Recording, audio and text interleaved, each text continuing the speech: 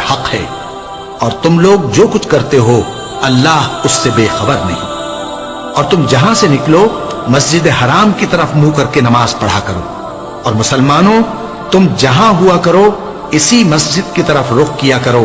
یہ تاکید اس لیے کی گئی ہے کہ لوگ تم کو کسی طرح کا الزام نہ دے سکیں، مگر ان میں سے جو ظالم ہیں وہ الزام دیں تو دیں۔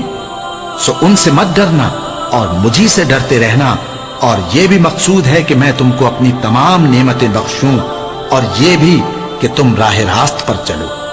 جس طرح من جملہ اور نعمتوں کے ہم نے تمہیں میں سے ایک رسول بھیجے ہیں جو تم کو ہماری آیتیں پڑھ پڑھ کر سناتے اور تمہیں پاک بناتے، اور کتاب یعنی قرآن اور دانائی سکھاتے ہیں، اور ایسی باتیں بتاتے ہیں جو تم پہلے نہیں جانتے تھے۔ سو تم مجھے یاد کیا کرو، میں تمہیں یاد کیا کروں گا، اور میرا احسان مانتے رہنا اور میری ناشکری نہ کرنا۔ اے ایمان والو، صبر اور نماز سے مدد لیا کرو، بے شک اللہ صبر کرنے والوں کے ساتھ ہے۔ اور جو لوگ اللہ کی راہ میں مارے جائیں ان کی نسبت یہ نہ کہنا کہ وہ مرے ہوئے ہیں، وہ مردہ نہیں بلکہ زندہ ہیں، لیکن تم کو شعور نہیں۔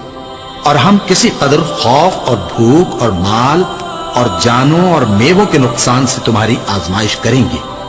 اور صبر کرنے والوں کو بشارت سنا دو کہ ان لوگوں پر جب کوئی مصیبت واقع ہوتی ہے تو کہتے ہیں کہ ہم اللہ ہی کا مال ہیں اور اسی کی طرف لوٹ کر جانے والے ہیں۔ یہی لوگ ہیں جن پر ان کے پروردگار کی عنایتیں ہیں اور خصوصی رحمت بھی ہے، اور یہی سیدھے رستے پر ہیں۔ بے شک کوہ صفا اور مروہ اللہ کی نشانیوں میں سے ہیں،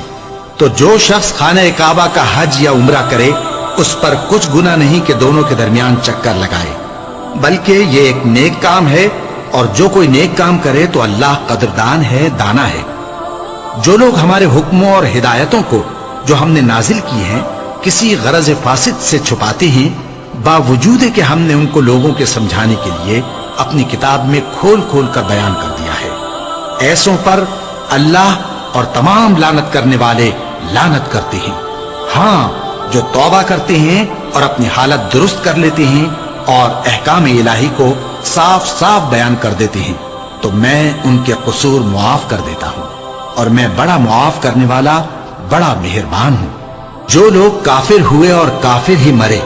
ایسوں پر اللہ کی اور فرشتوں کی اور انسانوں کی سب کی لعنت، وہ ہمیشہ اسی لعنت میں گرفتار رہیں گے۔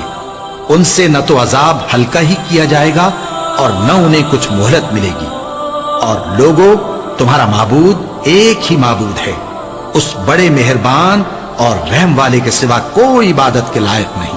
بے شک آسمانوں اور زمین کے پیدا کرنے میں اور رات اور دن کے ایک دوسرے کے پیچھے آنے جانے میں اور کشتیوں اور جہازوں میں جو سمندر میں لوگوں کے فائدے کے لیے رواں ہیں، اور میں جس کو اللہ آسمان سے برساتا اور اس سے زمین کو اس کے مردہ ہو جانے کے بعد زندہ یعنی خشک ہو جانے کے بعد سرسبز کر دیتا ہے، اور زمین پر ہر قسم کے جانور پھیلانے میں اور ہواؤں کے چلانے میں اور بادلوں میں جو آسمان اور زمین کے درمیان گھرے رہتے ہیں، عقل مندوں کے لیے اللہ کی قدرت کی نشانیاں ہیں۔ اور بعض لوگ ایسے ہیں جو غیر اللہ کو اللہ کا شریک بناتے اور ان سے اللہ کی سی محبت کرتے ہیں، لیکن جو ایمان والے ہیں وہ تو اللہ ہی کے سب۔ مزید اسلامک ویڈیو دیکھنے کے لیے ہمارے چینل کو سبسکرائب کریں۔